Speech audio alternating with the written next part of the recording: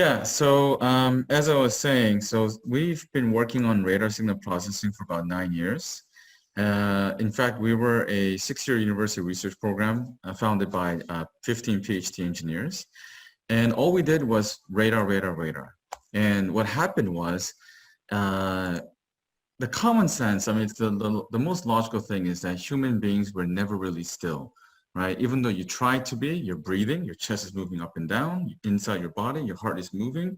So we get the micro vibration patterns for things like presence detection, wellness monitoring, and whatnot. So the first thing that we do is we actually look at presence detection with vital sign. Now, why does that matter?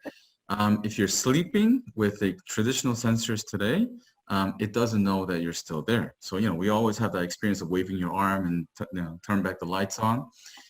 We don't ever have that issue because we're checking with your breathing and heartbeat. So security-wise, I mean, there's nothing that can bypass that. I mean, you would have to be pretty much dead or not living because you have to stop your heart from beating in order to bypass our sensors. Now, from a home perspective, what's kind of interesting is we know that you're in sleep mode or in wake mode. So if you're awake, everything, your ACs, your TV, your lights all could be on. You could comfortably just fall asleep. We will look at your breathing and your sleep information, your body motion, your heartbeat, and then determine that you're sleeping because we've been doing sleep apnea studies for 3 years as well. And we would automatically turn off the lights, the TV, the control, the HVAC, and so on. In terms of what we did was with that, obviously the most best solution for that is energy saving. In Class A office buildings, we were able to get a lot of savings based on light controls and HVAC. That's because these buildings, they already have the PIR sensors, but they don't know if someone is still in the room or not, so they have a 30-minute counter. So when they leave for the bathroom break, everything stays on for 30 minutes, right? So you do that a couple times a day, and that's several hours of light and HVAC that's just running. Nursing homes, regular homes, hotels, hundreds of dollars of savings every year. And I want to kind of touch upon this one as well. This is our voice and handwave SOS system. So instead of having any wearable device in the body, it can be in an office space, it can be home, nursing home, hospital.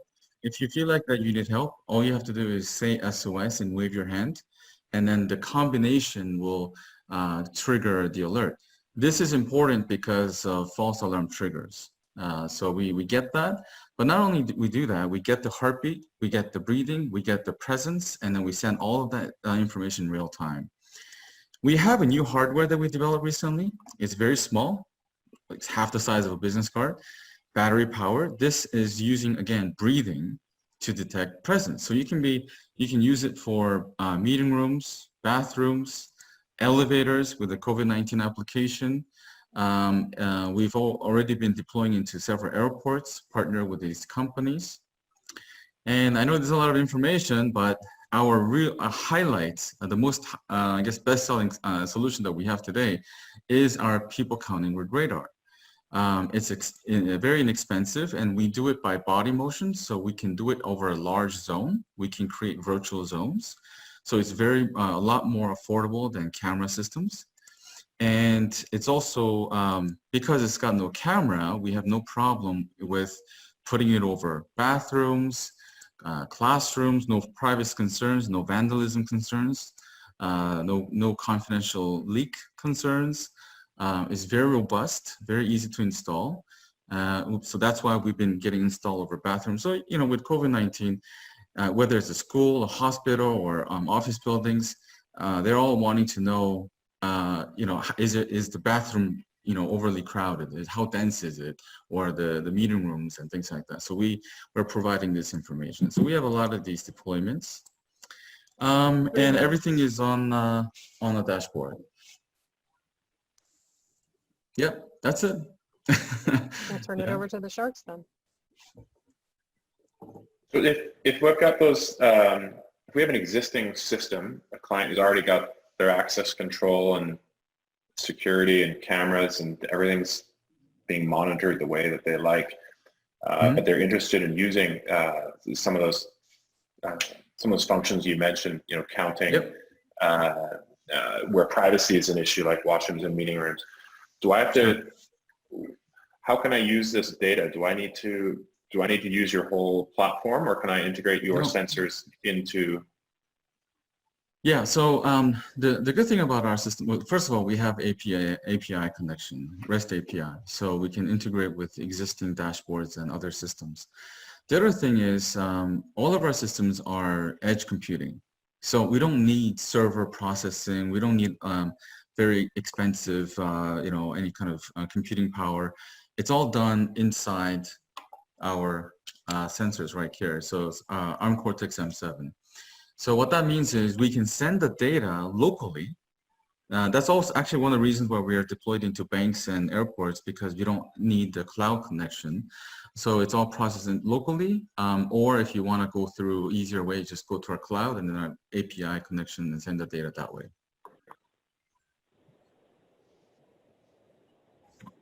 Mm-hmm. So who are going to sell most of these to?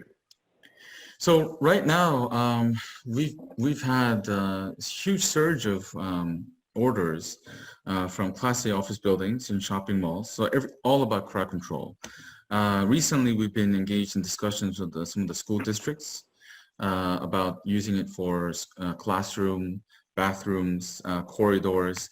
Because again, if you think about corridors, if you use any type of camera-based systems or thermal infrared systems, they always have to look down, right? So it's very challenging if you do so many of them in a row.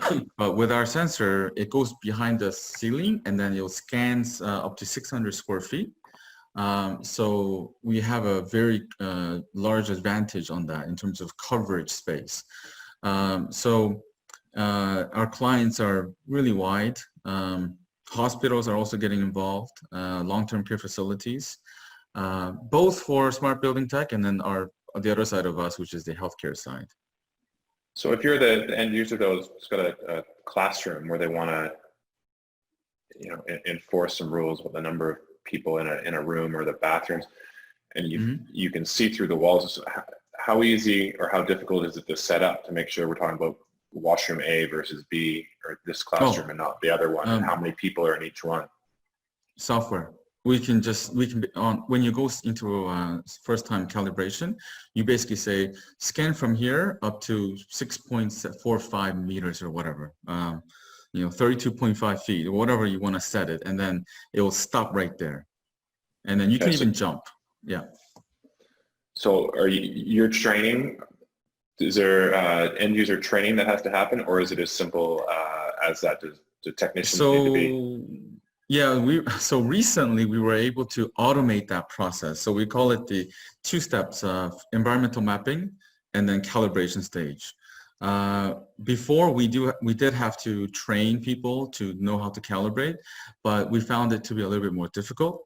So recently we actually succeeded in making it fully automated. So they literally just press a button and walk away, and that's it. And it will learn after 24 hours, it will be ready to go, and the data will start pushing to the dashboard. Sam, you talked about a wide range of potential applications and users, and just now talked about the ease of calibration and installation. Are you selling direct to those verticals? Are you selling through the pro dealer integrator chat? How are you selling? In Canada, we've been working with Quadreal Property Group. That one was direct because they were they took the first initiative to look into a very radical technology using radar. So ever since, so last year we did a couple pilots with them. They all went very successful. And this year they were starting to roll it out for space utilization and energy savings. And then around March, April, when COVID-19 started to get really wide and spread out, they decided to rapidly start deploying the people counting for density control.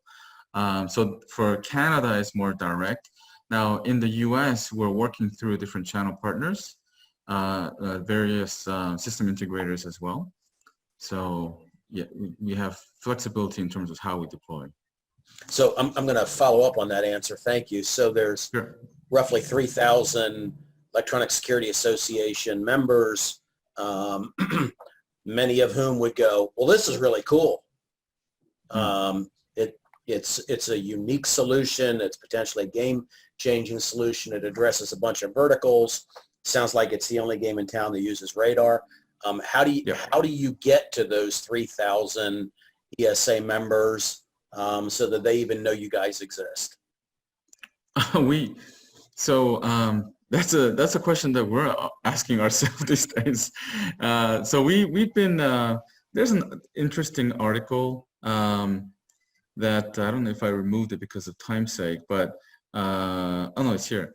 So people have been talking about us, like for example this one, but they don't mention our name, like Xandar Kardian. They're like the micro movement sensor, the one that does breathing rate, and we're like, oh, this is exciting because we know these guys and we know Hurley, so we're like they're definitely talking about us, but they're not mentioning Xandar Kardian. So we've been engaged with different buildings and large, AAA class buildings and so on. So we've been very busy, but we also need to get the word out, like you said. So we're now, we just recently hired the PR agency. We're trying to find ways to promote and get the word out because I would think 99.9% of the installers out there don't know we exist. We're the only company in the world that have commercialized radar solutions in various buildings. So not just like demos in a lab. There are a few competitors, but when you bring that into the real world with radar, false triggers, I mean, anything, any micro movement can trigger things, right? So it's very difficult, but we've been doing this for so many years, and we're very excited, especially during these challenging times. We are very happy that we have something that can make a difference at an affordable price. Yeah. To follow up on Steve, I think where Steve was going is you should join ESA and get direct access to those 3,000 dealers. I thought we wanted to question, but maybe I'll look into that. Yeah. I have a couple questions. The first is, on a serious note, on the PER side, I saw you have to say SOS and wave your hand, so everybody on this call knows that wouldn't work for me because none of those things do. I would die on the floor. But what if they don't have the ability to speak? Is there fall detection? Yes. Those type of things in that unit? Yes, we do have, on our website, we have a complete fall detection logic there. I didn't talk about that because that's more, originally it was geared towards hospitals, because we not only do we do detection, but we do prevention by looking at sit up and then leg over the side of the bed and the bed exit. But then we're also engaged in discussions with large F&B groups. So if you think about single occupant bathrooms, like for example, Starbucks, you don't know what's going on because one person goes in, they lock the door. If something happens inside, you have no idea. But our sensor, what it does is it detects the fall, but not only just the fall. We verify the fall by looking at the heartbeat and breathing signal coming from the ground level. So we do 3-time vital sign scanning from the ground level, and then we confirm, and then send the alert. So it's very, very robust. We've been working on that for 4 years, and we're just about to get started going to long-term care and hospitals. But with COVID-19, we had to focus on respiratory rate monitoring. That's a whole other discussion on healthcare. Yeah. Okay. That's automatic. That's automatic. Yeah. Where does the name come from? Oh, so when we started as I mentioned, we're a university program, right? So when I first met my co-founder and CTO, Dr. James Cho, he gave me literally like a 4-hour, 160-page PowerPoint presentation. We had way too much logic in our hand. We did everything from like automotive and everything. So we decided, you know what, this can never become a company. So let's fine tune the areas that we want to focus in. It came down to building and security, which was Xandar, and then healthcare, which is Kardian, meaning like cardiology and guardian angel.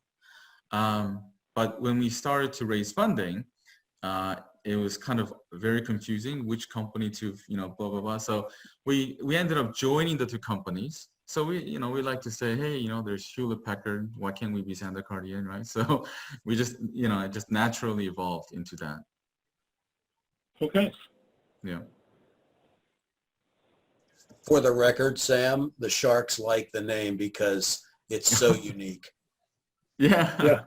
Yeah.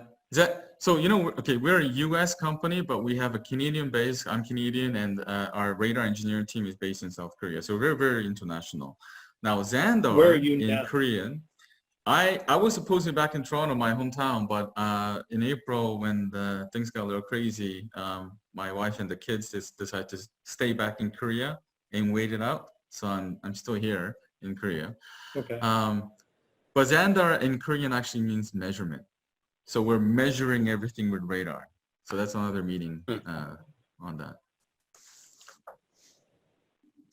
Yeah, our gracious host, Alexis, said you were dialing in internationally. And if you were actually in Toronto, we were going to have a laugh about it because that is not really internationally. Mike's on, he's in Canada. Yeah. Canada is a fully separate country now. Yeah. Well, thank you very much, Sam. I'm good. I don't have any more questions. Thank you, Sam. I'm good. Thanks, Sam. Thank you.